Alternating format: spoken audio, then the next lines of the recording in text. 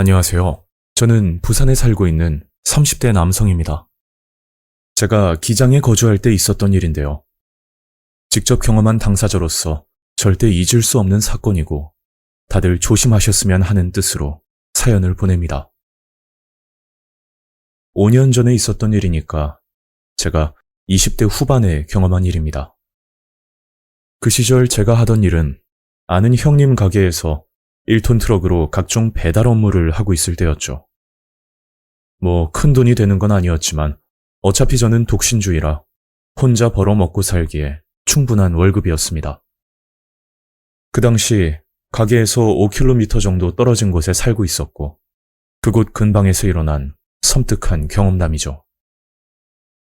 사건이 일어난 그날 밤은 평소보다 조금 늦게 퇴근하던 길이었는데 그게 일이 많아서 그런 건 아니었고 가게 형님이 좋은 여성분이 있다면서 자꾸만 소개를 해주겠다는 겁니다. 앞서 말씀드렸듯이 저는 독신주의라 결혼은 물론 여자를 사귈 생각조차 없었는데 가게 형님은 저를 생각해서 참한 여성분을 소개해준다고 하셨고 그 말에 끝내 거절하느라 평소 시간보다 퇴근이 늦어졌던 거죠. 저는 얼른 씻고 맥주 한잔 하려는 생각으로 서둘러 집으로 향했습니다. 잠시 후 제가 거주하는 원룸 주차장에 트럭을 주차하고 차에서 내리는데 어디서 이상한 소리가 들리더군요. 그래서 무심코 골목 부근을 쳐다봤더니 글쎄 바닥에 사람이 누워있는 겁니다. 그냥 지나쳤으면 몰랐을 텐데 어딘가 불편한지 끙끙 앓는 소리를 내고 있었죠. 뭐지? 사고라도 난 건가? 누구라도 그런 상황이 되면 모른 척하고 지나가는 건 힘들 겁니다. 물론 저도 마찬가지였기 때문에 얼른 사람이 쓰러져 있는 부근으로 뛰어갔죠. 저기요, 괜찮으세요? 어디 다친 거예요? 가까이 가보니 저와 비슷한 나이대의 여성이었고 다리를 다친 건지 꽤나 힘들어 보이는 모습이었습니다. 저는 그 여자를 일으키고 나서 119에 전화를 하려고 하는데 갑자기 제 팔을 잡고 말을 하더군요. 아니에요. 괜찮아요. 다친 게 아니고 제가 가끔가다 다리에 쥐가 나서 그런 거예요. 119까지는 안 불러주셔도 되는데. 저 혹시 안 바쁘시면 부탁 한 가지만 해도 될까요? 그래서 무슨 부탁이냐고 물었더니 본인 휴대폰 액정이 깨졌다고 전화 한 통만 써도 되냐는 말이었죠. 뭐 무슨 사정인지는 모르겠지만 전화 정도야 크게 어렵지 않은 부탁이기에 선뜻 휴대폰을 건넸습니다.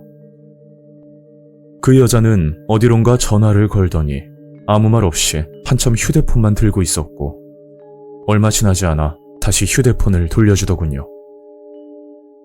아, 이거 큰일 났네. 친구가 전화를 안 받네요.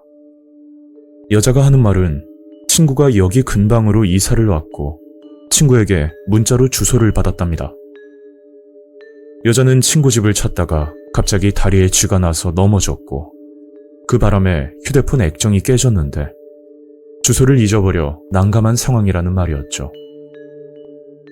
정말 죄송한데요. 친구한테 전화가 올 수도 있으니까 잠깐만 같이 있어주시면 안 될까요? 좀 전 제 휴대폰으로 친구에게 연락을 했으니 조금만 기다려달라고 했고 솔직히 그냥 집으로 가고 싶었지만 여자 혼자 두고 가기에는 마음이 편하지 않아서 잠깐만 같이 있어주기로 했었습니다. 그 여자는 저와 같이 있으면서 개인적인 질문들을 계속하던데 여자친구가 있는지 이상형은 어떻게 되는지 그런 걸 계속 묻더군요. 요즘 말로 플러팅을 한다고 보면 되는데 계속 저에게 관심이 있는 것처럼 질문들을 했었습니다. 하지만 제가 무뚝뚝하게 대답하고 별 반응이 없자 그 여자는 무안했는지 다른 곳만 쳐다보고 있었죠. 그런데 그 시점부터 여자의 행동이 뭔가 좀 이상하다고 느껴졌는데 그게 누가 봐도 티가 날 정도로 주변을 두리번거리고 있더군요. 뭐 찾으세요? 아니요. 그런 건 아니고요. 분명 대답은 아니라고 했지만 지나가는 사람을 살피는 것처럼 수상한 행동을 반복하는 겁니다.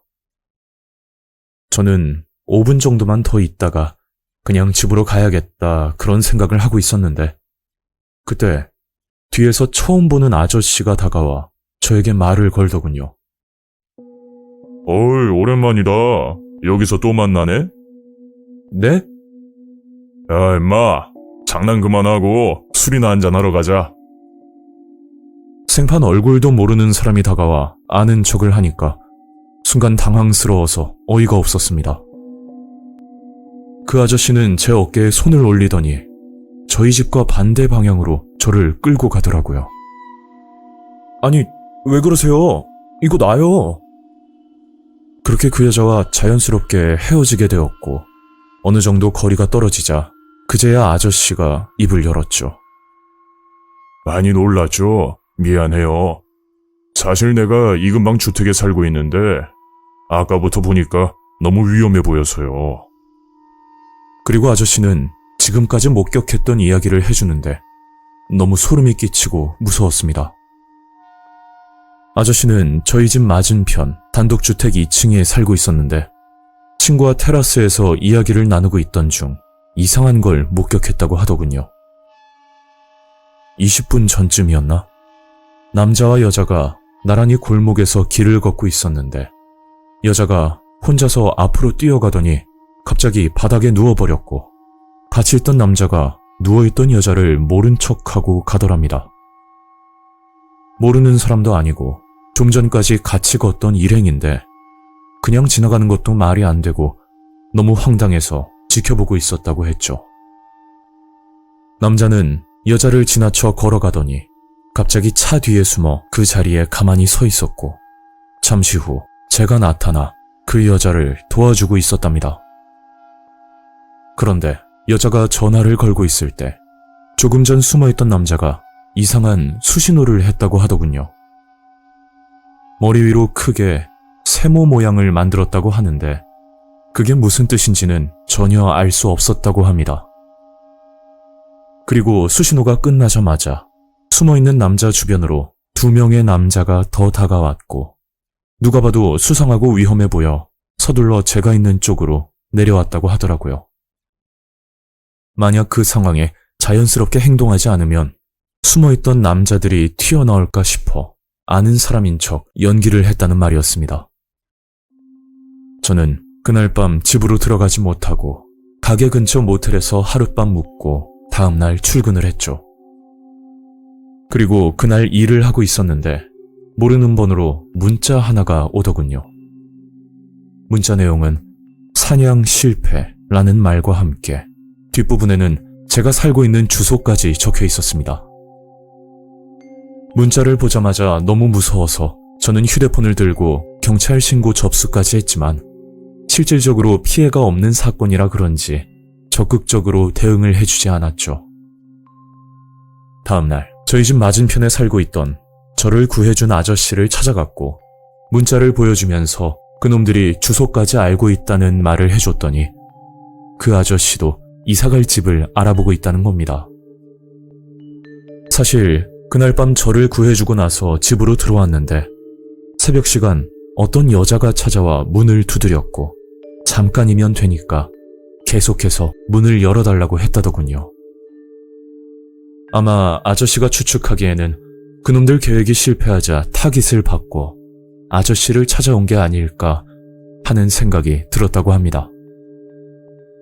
아저씨에게 감사하면서도 한편으로는 죄송스럽기까지 했었고 저도 급하게 집을 구해 결국 이사를 하게 되었죠.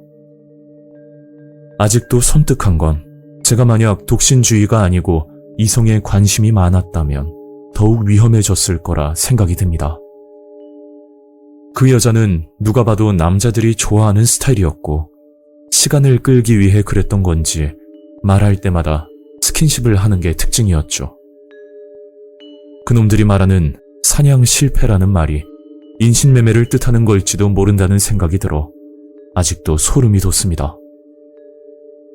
도대체 무슨 이유 때문에 이런 짓을 하는지 모르겠지만 무턱대고 아무나 도와주면 안 된다는 걸 다시 한번 느꼈네요. 만약 여러분들에게 저와 비슷한 경우가 생긴다면 정말 조심하길 바랍니다. 오늘 이야기는 여기까지입니다. 구독과 좋아요 잊지 않으셨죠? 다음 영상으로 또 뵐게요. 감사합니다.